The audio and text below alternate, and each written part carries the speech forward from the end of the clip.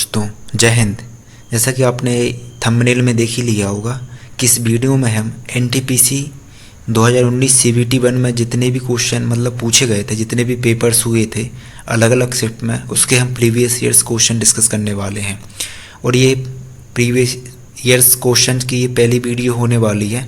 और इस वीडियो में हम जीएस, जीके, साइंस और कंप्यूटर के 40 क्वेश्चनों को मैं लेके आया हूँ। ठीक है, मेरे पास जो प्रीवियस ईयर्स की आंसर्स कीज हैं मैं उनमें से आपको ये पढ़ाने वाला हूँ। लेकिन आंसर की में क्या है कि एक्चुअली वो क्वेश्चन ना प्रॉपर दिख नहीं रहे हैं, इस वजह से मैंने उनको दोबारा से पीडीएफ क्रिएट किया हुआ जिसके द्वारा मैं आपको पढ़ाने वाला हूँ। तो ये वीडियोस बहुत ही इंटरेस्टिंग होने वाली हैं और आपको इन प्रीवियस ईयर्स क्वेश्चन देखने के बाद आपको पता चलेगा कि पेपर किस स्टैंडर्ड का आता है। तो ये वीडियो बहुत ही हेल्पफुल होने वाली हैं और इससे आपकी प्रैक्टिस भी हो जाएगी। तो इन वीडियो को आप पूरा ज़रूर देखें। मैं रोज़ एक न एक वीडियो लेके आऊँगा, लगभग 40 क्वेश्चन की जीएस जीके की। उसके बाद यदि ज़रूरत पड़ी तो हम रीजनिंग की जो क्वेश्चंस हैं उनकी भी एक वीडियो लेके आऊँगा। शुरू करने से पहले यदि मैं अपने बारे में बताऊं तो मेरा नाम है मनोहर और मैं एनटीपीसी 2019 में लेवल 2 लेवल 3 में मेरा सिलेक्शन हुआ था और मैंने जून 2023 में रेलवे को ज्वाइन किया है। मैं केवीसी का ग्राउंड ऑडिशन भी देने गया था 2023 में और मैंने Madhya Pradesh public service commission forest mains 2 बार लिखा है, 2021 का और 2022 का। तो चलिए शुरुआत करते हैं। जैसे कि आप इसमें देख सकते हैं कि ये मतलब जो आंसर की है उसमें है, तो इसमें क्या थोड़ा सा क्वेश्चन आपको बराबर दिख नहीं रहा होगा। यदि मैं दूसरा बताऊं तो इसमें भी थोड़ा सा का फेंट है, मतलब एक्चुअली क्या दिख नहीं रहा है ये क्वेश्चन। तो ये जब आप इसमें देखेंगे तो आपको प्रॉपर दिखेगा नहीं, इस वजह से मैंने एक नया पीडीएफ क्रिएट की है जिसमें से मैं आपको ये सब पढ़ाने वाला हूँ। तो मैं उसको ओपन कर लेता हूँ। ठीक है, तो ये मैंने अलग से क्रिएट की है, लेकिन क्वेश्चन वही हैं जो एनटीपीसी 2019 का जो पेपर हुआ था ना सीबीटी 1 का, अलग अलग शिफ्टों में लगभग 5-6 महीने चला हुआ था। तो ये क्वेश्चन उसी में से लिए है। मैं रोज़ लगभग 40 क्वेश्चनों की पीडीएफ लेके आऊँगा और हम 40 क्वेश्चनों को इसमें डिस्कस करेंगे कि इससे आपको क्या पता लग जाए किस लेवल का पेपर आता है। तो चलिए वीडियो को शुरुआत करते हैं। पहला क्वेश्चन है, against which act Mahatma Gandhi asked people to observe 6 April 1919 as a day of non violence opposition. तो किस अधिनियम के खिलाफ 6 अप्रैल 1919 को नॉन वायलेंस अहिंसा विरोध के दिन के रूप में मनाने के लिए कहा गया था महात्मा गांधी के द्वारा। तो ऑप्शन देखिए इसमें क्या क्या दिए थे। Charter act 1813, Rowlatt act, arms act और बायनोकुलर प्रेस एक्ट। तो इसका जो सही जवाब था वो था रॉलेट एक्ट, option number B. Next question देखें, which of the following functions can not be perform by NBFC non banking financial companies.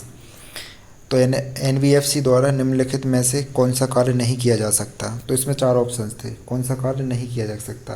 Providing loans, making investments, accepting demand deposits, acquisition of shares. तो इसका जो सही आंसर था वो था accepting demand deposit, ये नहीं परफॉर्म करती ये फंक्शन।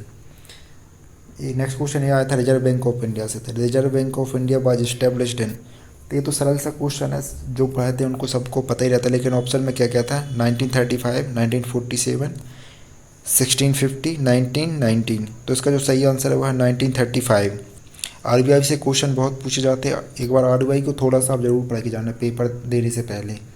नेक्स्ट क्वेश्चन देखें, which of the following is an example of man made fibre. तो मानव निर्मित फाइबर का एक उदाहरण है। तो इसमें ऑप्शन क्या क्या थे, रेयॉन, सिल्क, लिनन और जूट। तो इसका सही जवाब है रेयॉन। नेक्स्ट क्वेश्चन ये पूछा गया था, नेशनल टेक्नोलॉजी डे कब मनाया जाता है। National technology day is observed every year to commemorate. मतलब किस दिन को मनाने के लिए नेशनल टेक्नोलॉजी डे मनाया जाता है। तो operation Meghdoot, operation blue star, Mangalyaan या पोखरण 2। तो जो पोखरण 2 का जो टेस्ट किया गया था ना 1919 में, 1919 में, तो उस दिन को उस दिन को सेलिब्रेट करने के लिए नेशनल टेक्नोलॉजी डे ऑब्जर्व किया जाता है, मनाया जाता है। नेक्स्ट क्वेश्चन ये था, the name of first electronic digital computer of the world is. विश्व के पहले इलेक्ट्रॉनिक डिजिटल कंप्यूटर का क्या नाम था। तो इसमें ऑप्शन थे परम, प्रलोभ, यूनिबैक और एनियाक। तो इसका जो सही आंसर था वो है एनियाक। नेक्स्ट क्वेश्चन देखें, question number 7, which hormone regulates the blood sugar level in the body. मतलब शुगर लेवल को कौन सा हार्मोन कंट्रोल करता है। तो इसमें चार ऑप्शन कौन कौन से दिए गए थे, टेस्टोस्टेरोन, इंसुलिन, थायराइड, एड्रेनलिन। तो जो इंसुलिन होता है वो बॉडी में ब्लड शुगर लेवल को क्या कंट्रोल करता है। नेक्स्ट क्वेश्चन देखें, who founded the Tattva Bodhini Sabha to propagate Ram Mohan Roy's idea. Raja Ram Mohan Roy के आइडिया को प्रोपोगेट करने के लिए तत्व बोधिनी सभा की स्थापना किसने की थी। तो ऑप्शन में दिया गया था केसी सेन, केशव चंद्र सेन, रविंद्रनाथ टैगोर, देवेंद्रनाथ टैगोर और आनंद मोहन बोस। तो इसका जो सही आंसर था वो था देवेंद्रनाथ टैगोर। नेक्स्ट क्वेश्चन देखें, ये रीजनिंग का क्वेश्चन है, आप इसको रीजनिंग में ले सकते हैं। Select the option that is related to third term in the same way as the second term is related to the first term. जिस प्रकार पहला टर्म सेकंड टर्म से रिलेटेड है उसी प्रकार आपको बताना कि सेकंड जो थर्ड टर्म है वो किस टर्म से रिलेटेड। जैसे बैट का यूज किस में होता है, क्रिकेट में होता है, उस प्रकार स्टिक का यूज हॉकी में होता है। तो इसका सही आंसर होगा हॉकी। हु मेंशन अध्यक्षास the superintendents of different departments in the modern administration. तो मॉडर्न प्रशासन में जो अध्यक्ष होते थे वो विभिन्न विभागों का हेड होते थे। ये मतलब किसने इसका उल्लेख किया है। तो इसके ऑप्शन दिए गए थे स्ट्रैबो, कौटिल्य, मेगास्थनीज और पालिनी। तो इसका सही आंसर है कौटिल्य। जो पुरानी प्राचीन काल की जो पुस्तकें हैं ना, एक बार उनको भी आप देख लेना, उस मतलब कौन सी पुस्तक किसने लिखी। जैसे मेगास्थनीज की इंडिका है। इस प्रकार से ना बहुत क्वेश्चन पूछे, मतलब इससे बहुत क्वेश्चन पूछ जाते हैं एग्जाम में, एक ना क्वेश्चन आ ही जाता है। और कभी कभी पर इतना सरल आता है कि कहीं कहीं बनता नहीं, गलत करके आ जाते। इसलिए जो एंशिएंट बुक्स हैं लूसेंट में इनका मेंशन एक बार आप उनको जरूर गो थ्रू कर ले। नेक्स्ट क्वेश्चन ये पूछा गया, तो बिस्ट river is associated with Dhuandhar falls. तो ये धुआंधार फॉल ना मध्य प्रदेश में, मध्य प्रदेश के जबलपुर में उड़ियन नर्मदा नदी पे है। तो इसमें ऑप्शन में क्या क्या दिए गए, तापी, महानदी, नर्मदा और कावेरी। तो इसका सही आंसर क्या था, Narmada. Which constitutional amendment known as mini constitution gave effect to the recommendation of स्वर्ण सिंह कमेटी। कि संविधान संशोधन जिसे मिनी संविधान के रूप में जाना जाता है ने स्वर्ण सिंह समिति की सिफारिश को प्रभावी बनाया। 41st constitutional amendment, 44 constitutional amendment, 42nd constitutional amendment और 43rd कॉन्स्टिट्यूशनल अमेंडमेंट। तो जो इसका सही आंसर है ना वो इसमें मैं हाईलाइट नहीं कर पाया। तो इसका आंसर है option number C, 42nd constitutional amendment 1976 में जो होता है। नेक्स्ट क्वेश्चन देखें, which of the following is use for calculating dearness allowance to government employees for increase in prices in India. तो इसमें चार ऑप्शन दिए, storage liquidity ratio, interest rate, bank rate और consumer price index, industrial worker. तो SLR है ना, storage liquidity ratio, ये तो बैंकिंग से रिलेटेड है। इसका जो सही आंसर है ये consumer price index for industrial worker, CPI IW industrial worker. तो इस इंडेक्स के बेसिस पे ही डियरनेस अलाउंस कम या ज़्यादा बढ़ता है, ठीक है। नेक्स्ट क्वेश्चन देखें, Vinaya and Sutta Pitaka are the compilations of whose teaching. मतलब विनय पिटक, सुत्त पिटक किसके उपदेशों का संकलन है।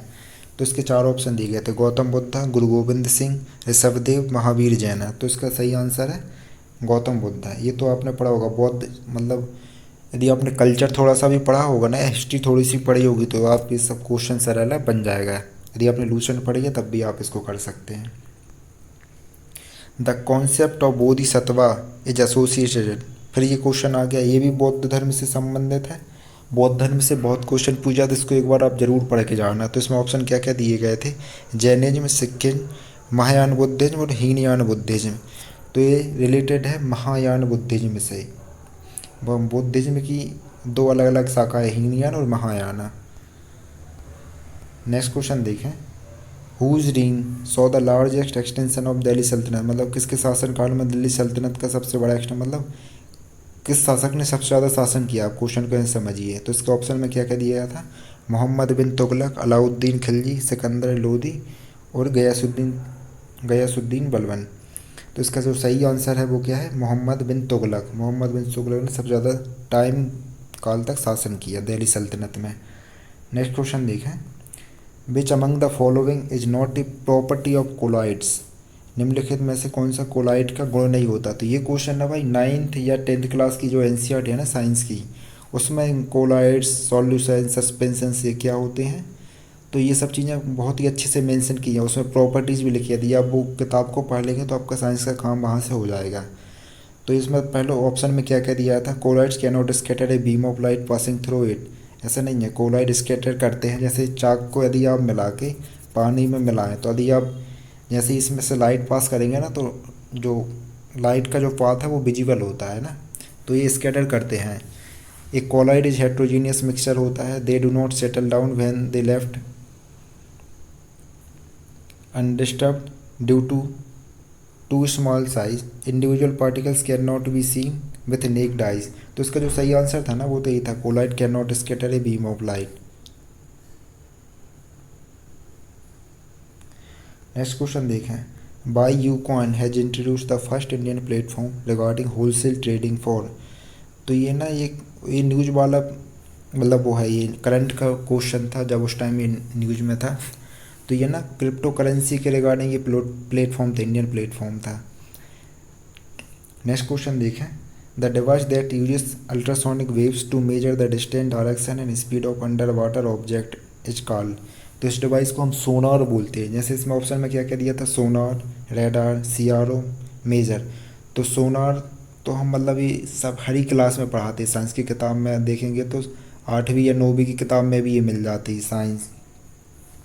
तो सोनार का तो आपको पता ही है, जब जो मतलब एरियल सर्विलेंस के लिए रेडार का यूज करते हैं। दोनों ही सेम प्रकार की चीज़ें हैं, लेकिन सोनार को वाटर में यूज करते हैं, रेडार को हम एयर सर्विलियंस के लिए यूज करते हैं। Equatorial plane and orbital plane are inclined to each other at which angle. ये भी ज्योग्राफी की किताब में जहाँ भी आप मतलब अर्थ के बारे में थोड़ा सा पढ़ेंगे, पहली 2-3 लाइन में इसका आंसर मिला रहता है। ये भी एनसीईआरटी में बहुत क्लियरली मेंशन रहता है। तो 23.5 डिग्री सेल्सियस पे एक दूसरे से इंक्लाइन रहती हैं। जैसे हमारी अर्थ ये है ना, तो ये थोड़ी सी टिल्ट रहती है, तो इन दोनों का बीच का जो एंगल है ना, ये यही 23.5 वो रहता है डिग्री। नेक्स्ट क्वेश्चन देखें, who has been named as the leader of opposition in Rajya Sabha in February 2021। तो फरवरी 2021 में राज्यसभा का लीडर ऑफ अपोजिशन किसे चुना गया था। तो इसमें ऑप्शन देखो क्या क्या दिए था, आनंद शर्मा, राहुल गांधी, मल्लिकार्जुन खड़गे, गुलाम नबी आज़ाद। तो उस टाइम का तो ये सही आंसर था कि मल्लिकार्जुन खड़गे। लेकिन आपके लिए क्वेश्चन है कि एक बार आप चेक करें कि रिसेंटली अभी दोनों मतलब लोकसभा में लीडर ऑफ अपोजिशन कौन है और राज्यसभा में लीडर ऑफ अपोजिशन कौन है। Which district in Haryana has a nuclear power plant. तो ये क्वेश्चन पूछा गया था, हरियाणा के किस जिले में बड़े परमाणु ऊर्जा संयंत्र है। ऑप्शन में दिए गए थे फतेहाबाद, रोहतक, करनाल और सोनीपत। तो फतेहाबाद में न्यूक्लियर पावर प्लांट है, इसका सही आंसर है। Name the type of nutrition in that the organism taken in nutrition in solution form from dead and decaying matter. Dead and decaying matter से मैटर के द्वारा ही मतलब न्यूट्रिशंस लेते हैं। इस टाइप के न्यूट्रिशन को क्या बोलते हैं, मतलब इस फॉर्म को क्या बोलते हैं। Insectivorous nutrition, heterotrophic nutrition, autotrophic nutrition, saprophytic nutrition. तो ये सेप्रोफिटिक न्यूट्रिशन जो डेड एंड डिके मैटर्स पे जब मतलब ये उसके द्वारा ही न्यूट्रिशन लेते हैं, उसको saprophytic nutrition type of form बोलते हैं। ऑटोट्रॉपिक में तो जैसे पेड़ पौधे होगा जो खुद ही अपना भोजन बनाते हैं। नेक्स्ट क्वेश्चन है, विच of the following is an incorrect pair of abbreviation and it's full form. तो पहला ये ऑप्शन में था DBMS, मतलब इसका मतलब database management system. URL uniform reserve locator इसमें लिखा हुआ, इसका होता है uniform resource locator. RAM random access memory, और फैक्स का होता है फैक्सिमाइल।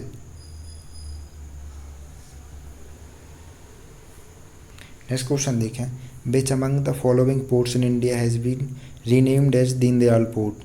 तो ऑप्शन में दिया गया था तूतीकोरन, मुरमगांव ये गोवा में है, कोचीन केरला में है, कांडला पोर्ट गुजरात में है। तो गुजरात का जो कांडला पोर्ट था ना,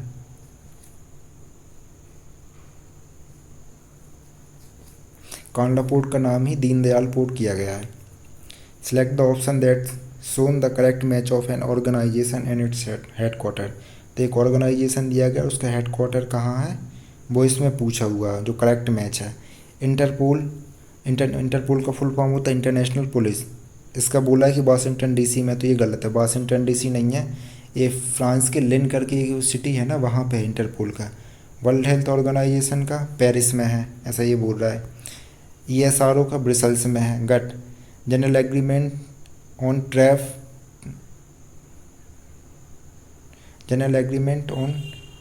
ट्रेड एंड ट्रैफिक, ये ना गेट वर्ल्ड ट्रेड ऑर्गेनाइजेशन का पहला ये फॉर्म था, मतलब पहले गेट था, उसके बाद ये वर्ल्ड ट्रेड ऑर्गेनाइजेशन बना। तो इसका हेडक्वार्टर जिनेवा में है, ये सही है, बाकी ये तीनों गलत हैं। Which of the following is not a kharif crop, खरीफ की फसल कौन सी नहीं है? तो ऑप्शन में ये दिया गया था व्हीट, ज्वार, बाजरा और पैडी। तो व्हीट है ना, ये जो खरीफ की क्रॉप नहीं है, ये रबी की क्रॉप है। प्रधानमंत्री श्रम योगी मानधन योजना was launched on 5 March 2019, is aimed at benefiting, मतलब किन लोगों को बेनिफिट के लिए ये योजना का शुरुआत की गई थी? तो ये इसके ऑप्शंस में क्या क्या थे? Unorganised sector worker, government and public sector employees, private sector employees, organised sector employees. तो ये अनऑर्गेनाइज्ड सेक्टर वर्कर के लिए ये स्कीम लॉन्च की गई थी। An attempt to obtain sensitive information such as user name, password and credit card details etcetera for malicious reason it term date, इसको क्या बोलते हैं? मतलब इस एक प्रकार की हैकिंग है। हैकिंग बोले तो मतलब आपकी मतलब सेंसिटिव इन्फॉर्मेशन को लेना है। इसके ऑप्शन में दिया गया था फिशिंग, डिगिंग, सर्फिंग और नेटिंग। तो इसका जो सही आंसर था ना, वो फिशिंग है। मतलब आपको कुछ और पूछा जाता है और किसी तरीके से आपसे ये डिटेल्स निकलवाई जाती हैं, तो उसको ना फिशिंग बोलते हैं। सामने वाला आपका कोई जान पहचान का बताएगा, लेकिन वो एक हैकर टाइप के रहते हैं और वो आपकी इन्फॉर्मेशन को गैदर करते हैं। What is the name of Ganga clean up programme launch in 2014? 2014 में जो गंगा को क्लीन करने के लिए जो मिशन लॉन्च किया गया था, प्रोग्राम लॉन्च किया गया था, उसका नाम था नमामि गंगे। ठीक है, तो इसका सही आंसर होगा Namami Gange. The natural ageing of lake by nutrient enrichment of its water is termed as, ये क्वेश्चन यार क्वेश्चन नंबर 31, इसका सही आंसर यूट्रोफिकेशन। ये क्वेश्चन यार सीधा सीधा जो शंकर IAS नहीं पढ़ते हैं, जब UPSC के लिए लोग पढ़ाई करते हैं, तो शंकर IAS में जैसे ही आप चैप्टर वाला पढ़ेंगे ना, एकदम पहली लाइन में लिखा हो, मतलब पहली लाइन में इसका आंसर जवाब मिल जाए। यूट्रोफिकेशन बोलते हैं इसमें। क्या मतलब जो प्लांट ऑर्गेनिज्म रहते हैं ना, मतलब प्लांट्स वगैरह रहते लेक के, उसमें एकदम बहुत ही ज़्यादा एकदम ग्रोथ हो जाती है, क्योंकि न्यूट्रिएंट्स मिल जाते हैं, जिसकी वजह से धीरे धीरे वो क्या पानी ख़राब होने लगता है और उसकी जो एजिंग होने लगती, लेक ख़राब होने लगता है, मड जमने लगता है उसके नीचे। Who was the author of the general theory of employment, interest and money that led the foundation of macro economics as a separate branch of economics? तो इसके ऑप्शन दिए गए थे John Maynard Keynes, doctor Keegan Allen, Adam Smith, doctor Philip Kotler. तो इसका जो सही answer था वह है John Maynard कीनीस।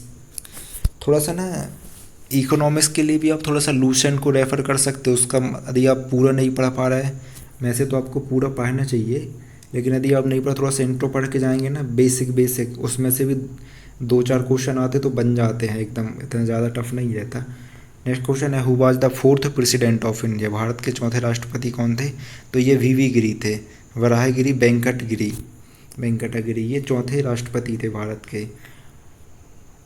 Out of the 4 words listed 3 are alike in some manner and 1 is different. तो ये भी हम इसको कह सकते हैं रीजनिंग का क्वेश्चन है। तो इसमें ऑप्शन क्या क्या थे? Africa, India, Australia, Europe. तो इसका सही आंसर है इंडिया। क्यों? क्योंकि अफ्रीका, ऑस्ट्रेलिया और यूरोप क्या है, ये कॉन्टिनेंट है, और इंडिया क्या है, एक देश है, इस वजह से इसका आंसर इंडिया है। विच of the following is not A tributary of Krishna, Krishna की ट्रिब्यूटरी कौन सी नहीं है? तो मंजीरा एक क्या कृष्णा की ट्रिब्यूट नहीं है? घाटप्रभा, तुंगभद्रा और मूसी, ये कृष्णा की ट्रिब्यूटरी हैं। Which of the following does a bandicoot refers to? ये बांडीकूट ना उस टाइम बहुत न्यूज़ में था, मतलब जब जिस टाइम ये पेपर चल रहे थे, ये ड्रेनेज क्लीनिंग रोबोट था, ये न्यूज़ में था, इस वजह से ये क्वेश्चन पूछा गया था। Below are 4 pairs, each pair represent a state and folk dance, which pairing of state and folk dance is incorrect? आपको बताना है कि 4 ऑप्शन में से कौन सा इनकरेक्ट है। असम में बिहू बिल्कुल मनाया जाता है, असम हो गया, मतलब थोड़ा सा अपना ये वेस्ट बंगाल में भी बिहू का त्यौहार मनाना है। गुजरात में गरबा बिल्कुल मनाया जाता है। उत्तराखंड में तपाली, ये गलत है। छत्तीसगढ़ में दागला मनाया जाता है, उत्तराखंड में तपाली नहीं मनाया जाता, तो इसलिए इसका आंसर है उत्तराखंड। तो इससे आपको पता क्या समझ में आता है कि फोक डांसेस स्टेट के कौन कौन से इंपॉर्टेंट है, वो आप सभी पढ़ के जानना, क्योंकि इससे क्वेश्चन पूछा गया है, मतलब अगले उसमें भी पूछा जाएगा। और ये सभी प्रीवियस ईयर्स क्वेश्चन है, बस मैंने पीडीएफ में खुद क्रिएट की ताकि उसमें क्या वो आंसर किया ना, उसमें प्रॉपर क्वेश्चन दिख नहीं रहा है इस वजह से। Name the Punjabi Muslim who was a student at Cambridge and who coined the term Pakistan in 1933। तो पाकिस्तान का जो टर्म नाम है ना वो कुछ नहीं दिया, ये पूछा जा रहा सीधे सीधे। तो ऑप्शन में दिया गया था चौधरी रहमत अली, नुसरत फ़तेह अली खान, रहमत खान, अमानत अली। तो इसका जो सही आंसर चौधरी रहमत अली, इन्होंने पाकिस्तान टर्म को कॉइन किया था, इन्होंने पहली बार ही पाकिस्तान नाम बोला था। To neutralize the effect of formic acid injected by ant bite which among the following can be use. तो जब चींटी काटती है ना, तो इससे दो चीज़ें देखो भाई, इसमें इसी में कुछ चीज़ें हमको सीखने को मिल जाती।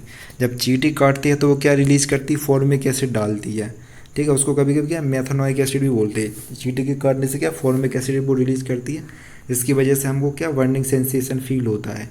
जब एसिड्स वो काटती है तो हमको क्या बेसिस का यूज करना, बेसिक का यूज करना, ताकि वो उसको न्यूट्रलाइज कर दे। तो इसमें ऑप्शन क्या क्या दिए थे, potassium carbonate, calcium carbonate, sodium bicarbonate, sodium carbonate. तो सोडियम बाइकार्बोनेट का यूज किया जाएगा, जिससे क्या है उसका इफेक्ट क्या न्यूट्रलाइज हो जाए। Who has produce the indigenous light combat aircraft LCA fighter jet तेजस।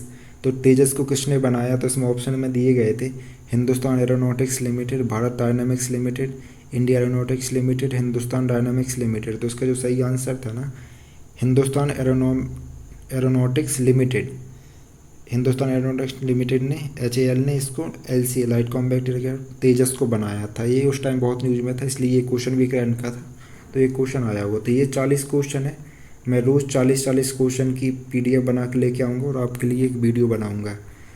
यदि आपको ये कंटेंट सही लगे तो आप वीडियो को ज़रूर अपने दोस्तों के साथ शेयर करें, ताकि इससे देख के ना आपको एक आइडिया लगेगा कि एग्ज़ाम में क्वेश्चन कैसे पूछे जाते हैं। GH GK का जैसे कि मैं बताया कि GH GK क्वेश्चन इतना टफ नहीं रहते। यदि आप पढ़ेंगे तो डेफिनेटली आपको सरल ही लगेंगे, लेकिन जो लोग नहीं पढ़ेंगे तो उनको तो फिर कुछ भी नहीं बनने वाला। इसलिए भाई पढ़ाई करना ज़रूरी है और सब लोग पढ़ते रहो, इससे अच्छा मौका कभी नहीं मिलेगा। अभी आपके पास 5-6 महीने एग्ज़ाम होने में, तो बढ़िया तान के पढ़ाई करो और सिलेक्शन लो।